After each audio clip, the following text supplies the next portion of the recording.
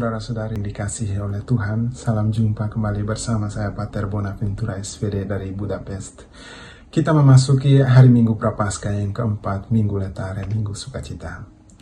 Injil pada hari Minggu ini mengisahkan tentang kisah Yesus menyembuhkan seorang pria yang lahir buta. Saudara-saudari umat beriman yang terkasih, kebutaan fisik adalah penyakit yang sangat mengerikan. Mungkin tidak ada rasa sakit, tidak ada ketimpangan, tidak ada penggunaan bagian tubuh kita yang menyebabkan begitu banyak penderitaan. Seperti ketika seseorang ditakdirkan hidup dalam kegelapan total sepanjang hidupnya. Namun ada satu jenis kebutaan yang lebih mengerikan dari kebutaan fisik, yaitu kebutaan hati, ketidakpedulian. Kebutaan jenis ini membuat kita tidak bisa melihat kebaikan dalam diri sesama, terutama mereka yang tidak kita sukai. Dalam bacaan pertama kita mendengar kisah tentang Raja Daud yang diurapi oleh Samuel untuk menjadi raja. Seperti yang sering terjadi pada orang-orang besar, meskipun tidak semuanya, Daud juga jatuh ke dalam dosa. Daud berzina dengan Batseba, istri Uria. Kemudian dia berusaha menyembunyikan kesalahannya itu, yaitu kehamilan Batseba. Dan ketika ia gagal, ia memerintahkan tentaranya untuk menempatkan Uria di garis depan di medan perang. Ketika Nabi Nathan mengungkapkan dosanya, Daud sangat menyesal dan Tuhan mengampuni dia. Namun akibat dosanya, anak yang dikandung oleh Batseba meninggal dunia. Sejak saat itu, tantangan dan kesulitan yang dialami oleh Daud datang silih berganti. Saudara-saudari umat beriman yang terkasih, meskipun memiliki banyak kesalahan dan kegagalan, tetapi kita tetap bisa meneladani Raja Daud, karena dia adalah hamba Tuhan yang terberkati. Daud dengan rendah hati mengakui kesalahannya dan bertobat. Ketika Nabi Nathan mengungkapkan dosa perzinahan dan pembunuhan yang dilakukannya, Daud segera bertobat. Dalam Mazmur 51, Daud mengungkapkan penyesalan atas dosanya. Kasihanilah aku ya Allah menurut kasih setiamu. Hapuskanlah pelanggaranku menurut rahmatmu yang besar. Bersihkanlah aku seluruhnya dari kesalahanku dan tahirkanlah aku dari dosa-dosaku. Dalam Injil kita mendengar kisah menarik tentang Yesus yang menyembuhkan seorang pria yang lahir buta. Ketika melihat orang buta itu, para murid bertanya, "Guru, siapakah yang berdosa, dia atau orang tuanya sehingga ia dilahirkan buta?" Mengapa para murid menanyakan hal ini? Seperti kebanyakan orang Yahudi umumnya yang berpegang kuat pada Taurat Musa, para murid percaya bahwa kebutaan atau penyakit lain yang dialami oleh seseorang adalah akibat dari dosa. Oleh karena itu, orang buta atau orang yang menderita penyakit lainnya adalah orang berdosa. Yesus kemudian mengubah cara berpikir mereka. Yesus mengatakan bukan dia dan bukan juga orang tuanya, tetapi karena pekerjaan-pekerjaan Allah harus nyata dalam dirinya. Jadi tidak semua penyakit dan penderitaan adalah akibat dosa. Cara berpikir seperti yang dimiliki oleh para murid mungkin juga hidup dalam diri kita sampai detik ini. Entah sudah berapa kali kita melihat atau memikirkan penderitaan atau rasa sakit yang kita alami sebagai hukuman dari Tuhan. Itu pasti sudah berkali-kali.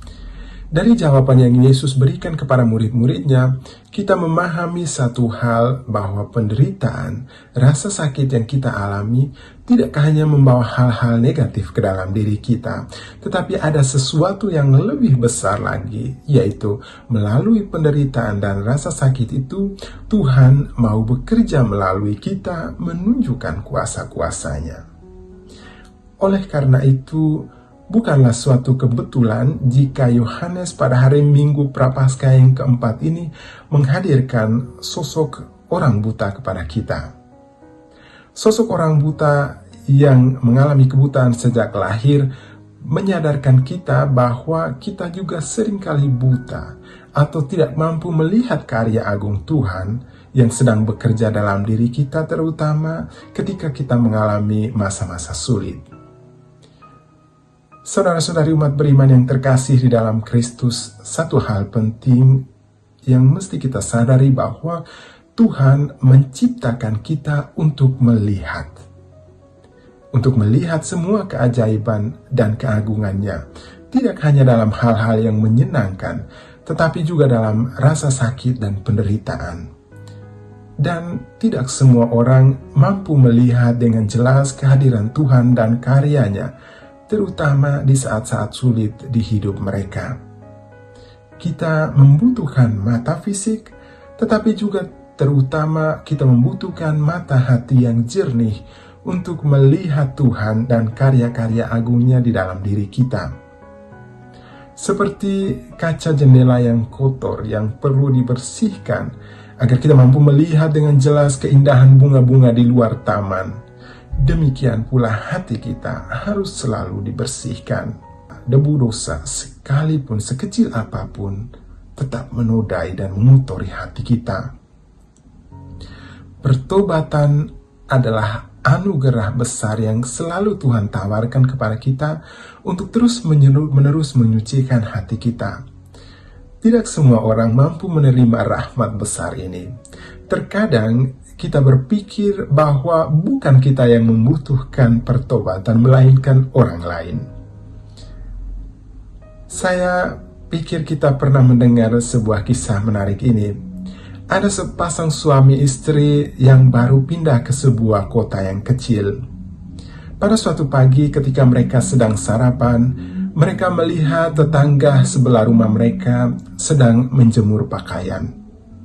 Sang istri kemudian berkata kepada suaminya, "Sayang, lihat, baju-baju itu sepertinya masih kotor, belum dicuci dengan baik oleh ibu itu." Sang suami hanya mendengarkan dan tidak mengatakan apa-apa. Sejak hari itu, setiap pagi saat tetangga mereka menjemur baju, istrinya selalu mengomentari baju tetangga yang masih terlihat kurang bersih. Mungkin ia butuh deterjen kualitas tinggi supaya pakaiannya terlihat bersih, katanya. Seminggu kemudian, saat sarapan, sang istri terkejut karena melihat pakaian yang dijemur oleh tetangganya terlihat sangat bersih. Kemudian ia berkata kepada suaminya, "Sayang, wanita itu telah belajar mencuci pakaian dengan benar." Sang suami berkata, "Sayangku, aku bangun pagi-pagi hari ini dan sempat membersihkan kaca jendela rumah kita. Bukan pakaian tetangga yang tidak bersih, tetapi jendela rumah kita yang kotor." Saudara-saudari umat beriman yang terkasih di dalam Kristus, pertobatan bukan sesuatu yang datang dari luar, tetapi pertobatan adalah gerakan yang harus datang dari lubuk hati kita yang terdalam. Pertobatan membutuhkan keberanian dan kerendahan hati untuk mengakui bahwa kita adalah orang berdosa. Tanpa kerendahan hati, pertobatan tidak akan pernah terjadi. Daud, sebagai raja, bisa saja menolak untuk mendengarkan seruan Nabi Nathan untuk bertobat. Tetapi Daud rendah hati. Dia mendengarkan Nabi Nathan dan bertobat. Marilah kita di masa prapaskah ini dengan rendah hati mengakui kesalahan dosa-dosa kita. Jika kita bersujud di hadapan Tuhan dalam pertobatan, Dia akan mengangkat kita dengan tangannya yang penuh kasih. Dengan itu, kita dapat menjalin hubungan pribadi yang mesra dengan Dia. Dan lebih dari itu, kita dapat melihat karya-karya ajaibnya yang agung di dalam hidup kita. Amin.